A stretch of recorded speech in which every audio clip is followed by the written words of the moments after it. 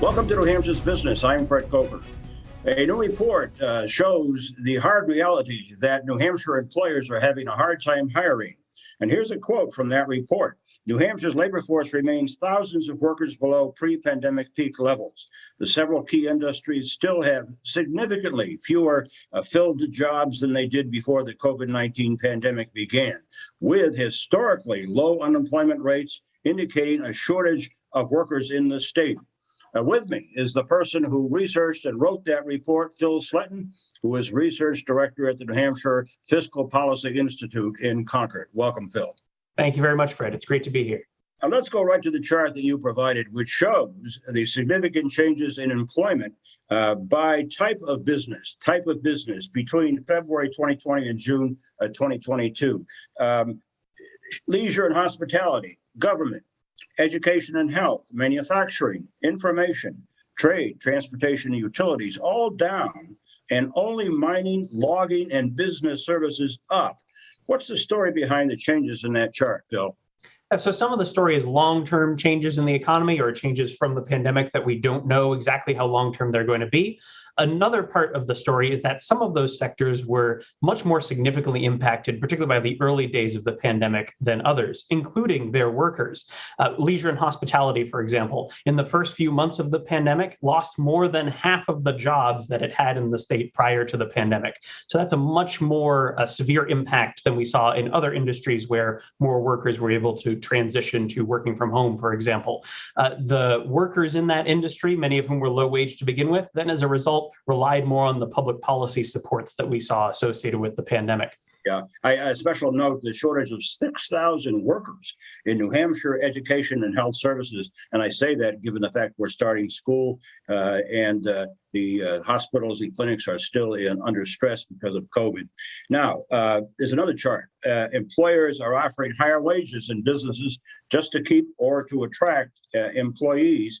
And you have a chart here that shows change in inflation-adjusted wages in New Hampshire. What are we looking at? Yeah, so the average wage in New Hampshire relative to inflation, if you adjust for inflation, the average wage has eroded during 2022. We saw in certain sectors during 2021, particularly leisure and hospitality and education and health services, that the wage, when you adjust for inflation, did rise towards the end of 2021 in those sectors. However, in 2022, those sectors and others have seen the average wage paid erode. That means that more households are struggling to make ends meet and to cover their budgets.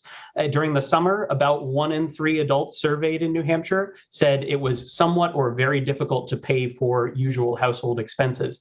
Inflation is definitely a key part of that, as well as the expiration of some key supports, such as the expanded child tax credit. That figure was quite a bit lower when inflation and those was lower and those supports were in place. Briefly, Phil, do you see any evidence of a turnaround in this state of affairs with employment, especially because inflation is having an impact on people's incomes? Yeah, so there are two risks to the national economy that I would see. One is that those high inflation rates and whether that persists. The second being around those federal supports being curtailed that we've seen from the pandemic. To the state economy, I think housing and childcare and access to both and the affordability of both are key. Affordable housing means that people who are living here already are able then to spend more money on other goods and services that they need. Unaffordable housing or a lack thereof means that more dollars are devoted to that. And also that people who might want to move here for a job have trouble moving here and finding a place to live. Affordable childcare is also a key component. The lack of that constrains the ability of parents to engage in the workforce. So how public policy addresses those issues is going to be important for how the economy moves forward in the state.